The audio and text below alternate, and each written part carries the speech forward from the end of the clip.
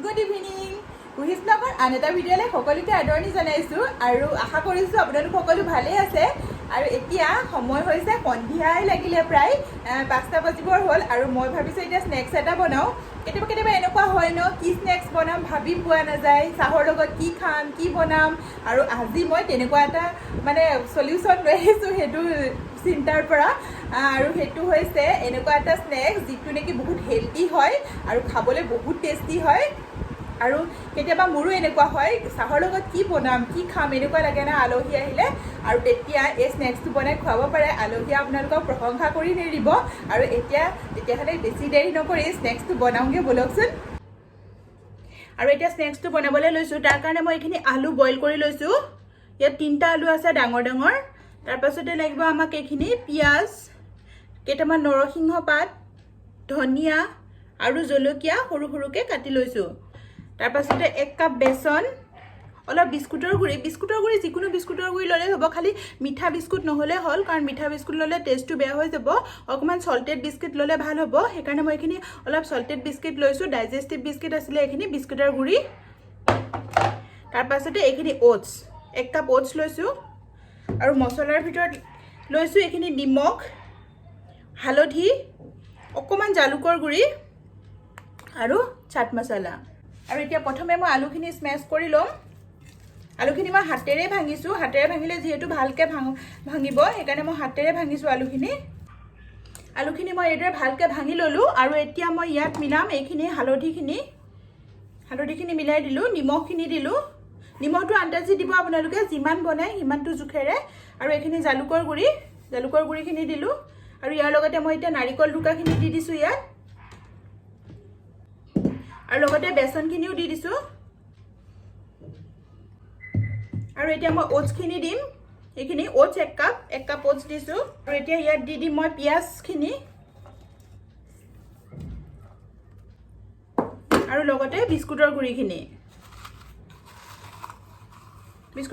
মই এইদৰে হাতেৰে অলপ ভাঙি লৈছোঁ যিহেতু এইখিনি অলপ ডাঙৰ ডাঙৰ হৈ আছে সেইকাৰণে মই অলপ ভালকৈ ভাঙি লৈছোঁ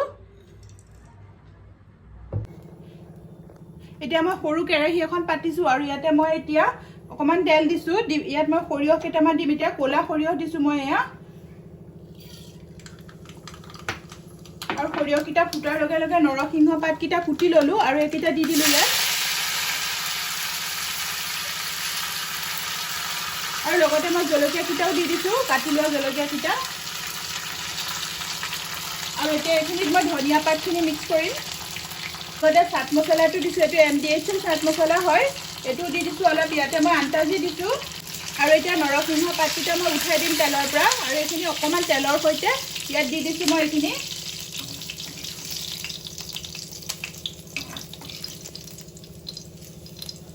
আৰু এতিয়া এইখিনি ভালদৰে গোটেইখিনি মই সানি ল'ম এইখিনি ব্ৰেড ক্ৰাম্পছ হয় এইখিনি মই ঘৰতে বনাই লৈছোঁ ব্ৰেড ক্ৰাম্পছ দোকানতো কিনিবলৈ পায় তথাপি মই এইখিনি ব্ৰেডটো ঘৰত মিক্সিত মাৰি পেলাই অলপ ব্ৰেডটো টাৱাত দি গৰম কৰি তাৰপিছত মিক্সিত মাৰিলে এইদৰে ব্ৰেড ক্ৰাম্পছ হৈ যায় মই এইখিনি ঘৰতে বনাইছোঁ তাৰপিছত এতিয়া এইখিনি মই ভালদৰে সানি ল'লোঁ আৰু ইয়াত মই এতিয়া অলপমান গাজৰ দিম গাজৰটো বহুত ভাল লাগে সেইটো কাৰণে মই গাজৰটো দিছোঁ কালাৰটো আৰু এইটো আজৱাইন হয় মই কেইটামান আজৱাইন দিছোঁ আৰু আজৱাইনটো যে স্বাস্থ্যৰ কাৰণে বহুত ভাল বস্তু এইটো হজমি শক্তি ভাল কৰে আৰু এতিয়া এইখিনি গোটেইখিনি মিলাই ল'ম মই 2টা কণী লৈছোঁ আৰু এইকেইটা মই ভাঙি লৈছোঁ ইয়াতে বাতিটোত আৰু এতিয়া বিশেষ ইয়াত একো নিদিওঁ অকণমান নিমখ দিছোঁ আৰু এইখিনি ভালদৰে মই ফেটি লৈছোঁ আৰু এতিয়া মই হাতখনত অকণমান তেল সানি লৈছোঁ এতিয়া মই এইখিনি এইদৰে বনাই লৈছোঁ মই এইখিনি শ্বেপটো এনেকৈ দিছোঁ মই আৰু শ্বেপটো যিকোনো শ্বেপ দিব পাৰে আপোনালোকে নিজৰ মনৰ মতনত মই এনেদৰে দিছোঁ এইদৰে মই এতিয়া গোটেইকেইটা বনাই ল'ম এইকেইটা বনাই ল'লোঁ এতিয়া মোৰ তেলখিনি গৰম হৈছে মই জুইটো চিমত দিছোঁ আৰু এতিয়া মই এইটো প্ৰথমতে ইয়াত দিছোঁ আৰু এতিয়া মই ব্ৰেড ক্ৰাম্পখিনিত লগাই দিছোঁ ইয়াতো আৰু মই এইটো ব্ৰাউন ব্ৰেডৰ ব্ৰেড ক্ৰাম্প লৈছোঁ যিকোনো ব্ৰেডৰ ল'ব পাৰে হোৱাইট ব্ৰেডৰো ল'ব পাৰে মই ব্ৰাউন ব্ৰেড আছিলে ঘৰত সেইটো কাৰণে ব্ৰাউন ব্ৰেডৰে ল'লোঁ আৰু এতিয়া মই ইয়াত তেলত দি দিছোঁ এইটো।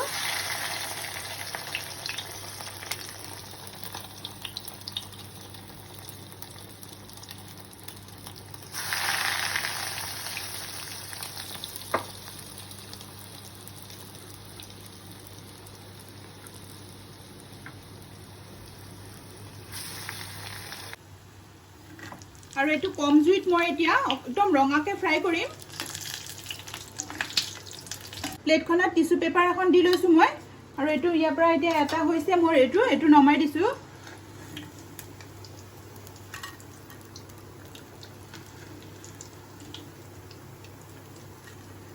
আৰু ওটছটো যে হেল্ডি বস্তু বুলি চবেই জানে, কিন্তু তথাপি বহুতে ওটছ খাই বেয়া পায়, আৰু তাৰ মাজতে ময়ো অৱশ্যে বেয়া পাওঁ ওটছ খাই। তথাপি ওটছ কেতিয়াবা খাওঁ। আৰু এতিয়া ওটছ বেয়া পোৱাসকলৰ কাৰণে যে এইটো বহুত ভাল ৰেচিপি হ'ব, কিয়নো ইয়াত ওটছ দিয়া আছে। এতিয়া মোৰ 3টা হৈ গ'ল। এইদৰে মই বাকী গোটেইখিনি বনাই ল'ম। আৰু এইখিনি বনোৱা হৈ গ'ল মোৰ এতিয়া। আৰু একাপ গৰম চাহৰ সৈতে সন্ধিয়া সময়ত খাবলৈ কিমান ভাল লাগিব নহয় এইখিনি। আৰু এইটো যে টেষ্টি হয় বহুত। আৰু এতিয়া চাওকচোন কেনেকুৱা লাগিছে দেখিবলৈ। আৰু লগতে একাপ গৰম চাহ, আৰু কিমান যে ভাল লাগিব এতিয়া গৰম চাহখিনিৰ সৈতে।